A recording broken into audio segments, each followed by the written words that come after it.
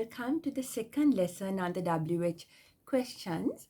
And last time I taught you two poems, mainly to show you the be verb, how the WH question can be used when the answer comes in the subject or in the object position. Remember, these grammar things are not necessary. Just read the poem, find out how it's done. I explain the nitty-gritty of the grammar just in case you're puzzled and you're an adult and would like to know the difference between what is this and who are you, right? And what is pink? A rose is pink. Or who are you? Where the verb is exchange with the earlier subject, right? So just if you want to know why it happens, you can listen to my explanations. Otherwise, just learn it. So today, I remember last time I said sometimes you can join other words to the WH question. What happens to rotten fruit? What years did you teach? In which years were you in the USA? Where other words come, right? So which book is yours? Which book is yours? In which years? A preposition also came there. In which years were you studying at New York University? In which years? The whole phrase can be inserted when the WH word is there, when you want to be more specific in asking your question. So there is no end to what you can do. Depending on what you want to ask, the WH word can be joined with any other phrase, any other word to get the answer that you want. And here I'm doing a poem. It's called Harlem by Langston Hughes, and it has another name. It can also be called What Happens to a Dream Deferred. What happens to a dream deferred? Deferred means something that is postponed, something that cannot happen now. So I keep deferring my exam. I keep deferring my examination means I write a letter to the campus and I say, I can't do it this year, I'll do it next year. You defer something. You don't finish it off, right? And a very good question, what happens to a dream deferred?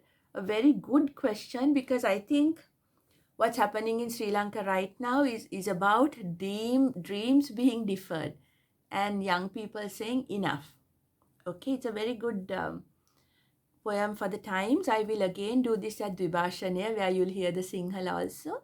But here I will show you, because it has a list of questions. It has WH question starting it. What happens to a dream deferred?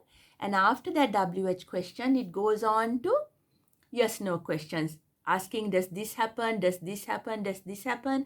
And the last line is the most important, and they have italicized it to say, or is it this that happens? As I said, very, very good for the times, right? It's called Harlem. Langston Hughes was a Black American, and in the state of New York, Harlem is generally the place where the Black people live.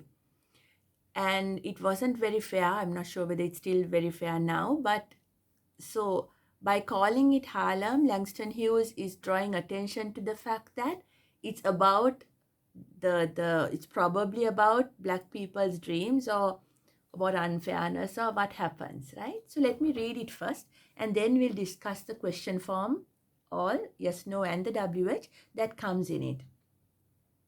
Harlem, Langston Hughes. What happens to a dream deferred? Does it dry up like a raisin in the sun? Or fester like a sore and then run? Does it stink like rotten meat, or crust or sugar over like a syrupy sweet? Maybe it just sags like a heavy load. Or does it explode? Okay, so lots of yes no questions. Does it dry up? like a raisin in the sun. And there's a reference to a book, a novel by that name, A Raisin in the Sun, written by another Black American woman, which describes her, her growing up as a black girl. So asks a WH question right at the beginning of the poem. What happens to a dream deferred? You know what dreams are? Like the literal meaning is what you dream of when you sleep. But the figurative meaning of a dream is some hope that you have, a big destination that you want to reach. That's a dream. And then this poem is asking what happens when it keeps getting postponed, when it keeps going out of your reach. And then he gives a list of questions. Does this happen? Does this happen? Does this happen? And some of those, the questions are of very rotten, bad images of a wound. Okay, does it dry up like a raisin in the sun? So a grape, when it's dry, becomes a raisin. So when you lose hope, you just, you crunch up as a person, as you have nothing to live for.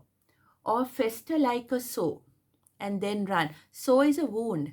So fester is when it doesn't get well, there's pus, and the juices can run down. So very difficult image to imagine. Does it stink like rotten meat? Does that happen? Or crust and sugar over like a syrupy sweet? Does it have a crust over the wound where the wound is below but it's covered from the top? Maybe it just sags like a heavy load. Maybe it just comes down, goes down. Heavy load. And the last question, or does it explode? That's a question we need to ask. When you keep deferring young people's or anyone's dream, one day will it explode? Explode into violence, explode into protest. What has happened in Sri Lanka right now, there's protest exploding. Violence, I don't think so, though people have attributed violence to them, but that's my personal opinion.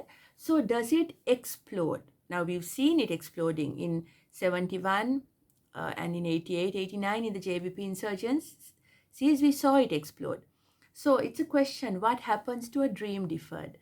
For me, this poem is also about social equity, social justice, where people can achieve their dreams, not just the rich and the powerful and people with money, but anyone. So it's a bit utopian for me to say that. But this poet is writing in America about American dreams.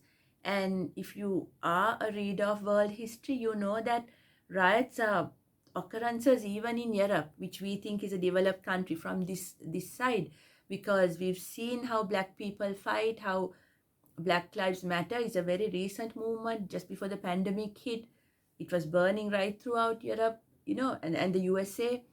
And there have been riots in Europe for a more equal status for poor people. So we must not forget that these dreams are, don't defer them. Everyone has a right to dream and at least a fair chance of fighting to get it close to them. I like this poem of Langston Hughes, and one of the reasons I read it, it's very relevant to Sri Lanka right now, and it helps me because it also shows you a WH question where WH is associated with another word, what happens to a dream deferred, and gave you a very good revision of the yes-no question. And remember, the yes-no question or and can easily be joined to make a combined question. Does it dry up like a raisin in the sun or fester like a sore? Two questions. Does it fester like a sore? Without repeating does it, they just put or. Maybe it just sags like a heavy load, or does it explode? Right? So you can play around with language. The problem with teaching grammar is you might think, oh, only this works. No. You can play around if you understand the basics of it. It doesn't have to be exact. If you communicate properly, I think that's a way to start learning. And then you can learn the little details that will fine tune your language. Okay, so read the poem, enjoy it, and maybe write your own questions and make a poem out of it. That's how you learn, not trying to memorize or trying to figure out exactly how things need to be said. Because if you're writing creatively, you can play around with language and it always helps. Okay, so thank you very much. My final lesson on the question form will be next week.